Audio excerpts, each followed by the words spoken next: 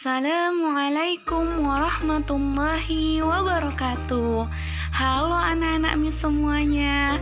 Apa kabarnya hari ini? Semoga anak-anak mis tetap sehat selalu ya, dan tetap semangat belajarnya. Nah, hari ini kembali lagi kita belajar tematik. Tetapi sebelum kita mulai pembelajaran hari ini, marilah sama-sama kita membaca doa. Doa sebelum belajar. Angkat tangannya, tundukkan kepalanya. Bismillahirrahmanirrahim.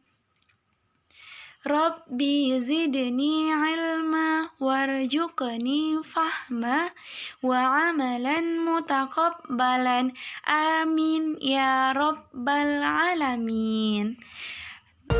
Nah, hari ini Ananda kita akan belajar tema 2, subtema 1, bermain di lingkungan rumah, pembelajaran 3 dan 4.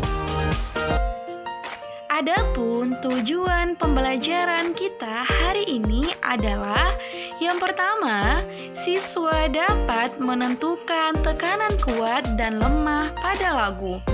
Yang kedua, siswa dapat menentukan kosakata dan makna yang berkaitan dengan keragaman benda berdasarkan bentuknya dengan benar. Yang ketiga, siswa dapat menyatakan perkalian dua bilangan sebagai penjumlahan berulang dengan benar. Nah, kita mulai ya Nanda. Lagu itu bisa dinyanyikan dengan tekanan kuat dan tekanan lemah yang disebut sebagai dinamika. Nah, sebelumnya Ananda kita sudah mendengarkan lagu yang berjudul Berdayung ciptaan A.T. Mahmud. Nah, hari ini kita akan memperhatikan tekanan kuat dan lemah dari lagu tersebut, di mana baris yang tidak bertanda ini akan dinyanyikan biasa seperti ini. Lajulah perahuku, laju. Dan yang diberi tanda bergelombang berwarna biru, lirik lagunya ini akan dinyanyikan dengan lembut. Meluncur di air biru. Nah, lirik berikutnya karena dia tidak ada tanda, maka dia tetap dinyanyikan seperti biasa. Lajulah perahuku, laju. Dan yang terakhir, yang diberi tanda garis berwarna merah dinyanyikan keras. Ke tempat yang aku tuju. Nah, di sini kita akan menyanyikan bersama lagu Berdayung dengan memperhatikan tekanan kuat dan lemahnya. Lajulah perahuku, laju. Meluncur di air biru. Lajulah perahuku, laju. Ke tempat yang aku tuju. Nah, begitulah Nanda lagu Berdayung dengan memperhatikan dinamikanya. Ananda juga bisa mencoba lagu tersebut di rumah masing-masing ya Nanda. Selanjutnya, coba Nanda perhatikan gambar berikut ini. Saya adalah sebuah benda. Bentuk saya segi empat. Saya digunakan untuk menulis sesuatu. Saya juga bisa dilipat menjadi beragam bentuk. Misalnya, bentuk perahu, bentuk pesawat, bentuk burung, dan lain-lain. Nah, siapakah aku? Berdasarkan teks yang kita baca, kita akan menjawab beberapa pertanyaan Ananda. Yang pertama, benda apakah yang dimaksud? Ya, benda yang dimaksud adalah kertas. Yang kedua, apakah kamu mempunyai benda tersebut? Ya, saya mempunyai benda tersebut. Yang ketiga, bagaimana bentuknya? Ya, bentuknya adalah segi 4. Dan pertanyaan yang terakhir, apa kegunaannya? Kegunaannya adalah untuk menulis sesuatu dan bisa dilipat menjadi beragam bentuk. Nah, di sini Ananda kita akan membaca teks yang berjudul Benda-benda di sekitar kita. Ananda juga bisa membuka buku tema 2 halaman 21. Nah, mari kita baca sama ya Ananda. Benda-benda di sekitar kita. Ada banyak benda di sekitar kita. Setiap benda mempunyai sifat yang berbeda dengan benda lainnya. Ada yang halus, kasar, basah, dan lain sebagainya. Contoh benda yang kasar antara lain batu, pasir, dan kulit pohon. Contoh benda yang basah adalah air. Benda yang memiliki permukaan halus antara lain kapas, bulu, dan kertas. Tentunya masih banyak sifat-sifat lain dari benda-benda di sekitar kita. Bentuk benda juga beragam. Ada yang bentuknya tetap, ada juga yang berubah. Bentuk pensil dan kertas akan selalu tetap, walaupun telah dipindahkan ke tempat yang berbeda. Sedangkan air di dalam gelas, jika dipindahkan ke botol, bentuknya akan berubah menyerupai botol.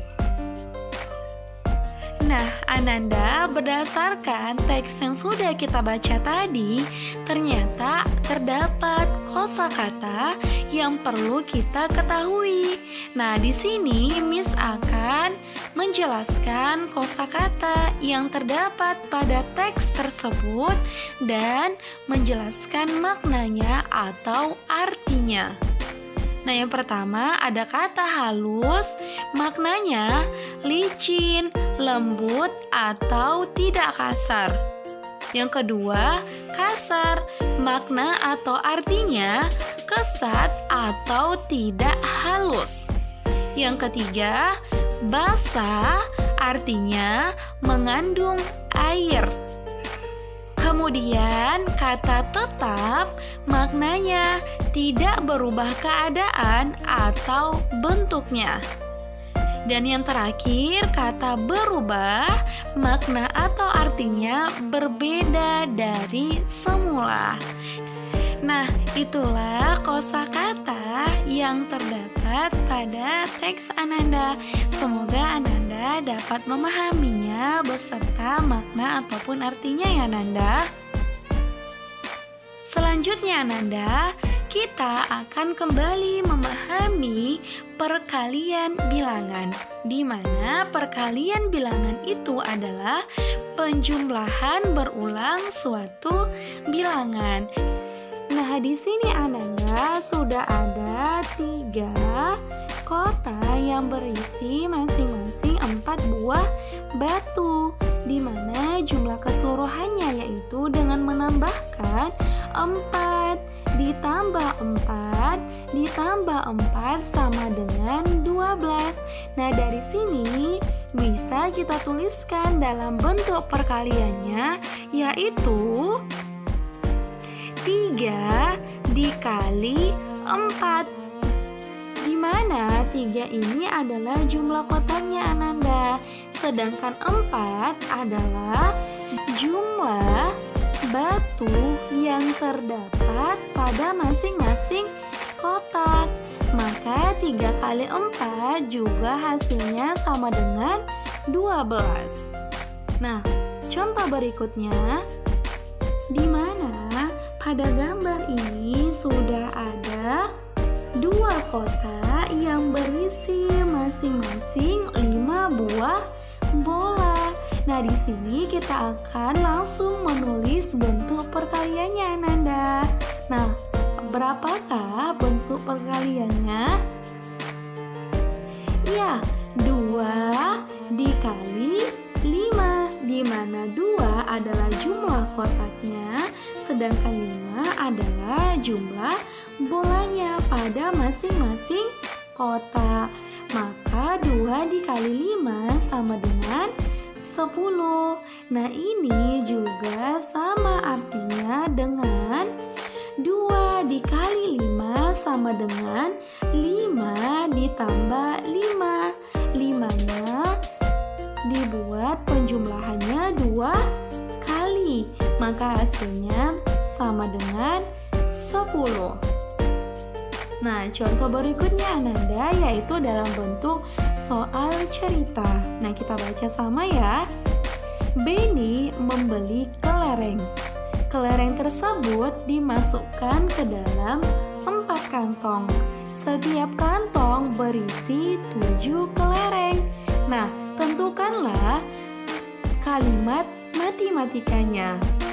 Nah, Ananda, yang harus kita pahami yang pertama adalah di mana kelereng tersebut dimasukkan ke dalam 4 kantong atau 4 kotak. Nah, di mana setiap kantong berisi 7 kelereng, maka kalimat matematikanya dalam bentuk perkalian yaitu 4 dikali 7. Nah, bagaimana Ananda? Sudah paham? Nah, semoga Ananda sudah memahami perkalian suatu bilangan. Nah, sampai di sinilah pembelajaran kita hari ini Ananda. Tadi kita sudah belajar tentang tekanan kuat ataupun tekanan lemah pada sebuah lagu. Nah, yang kedua kita belajar tentang bentuk dari suatu benda. Dan yang ketiga, kita sudah belajar tentang penjumlahan bilangan. Semoga apa yang disampaikan dapat dipahami dan dimengerti oleh Ananda. Marilah sama-sama kita mengucapkan hamdalah. Alhamdulillahirabbil alamin. Bisa akhiri pembelajaran hari ini dengan mengucapkan wassalamualaikum warahmatullahi wabarakatuh. Sampai jumpa di pembelajaran berikutnya Nanda.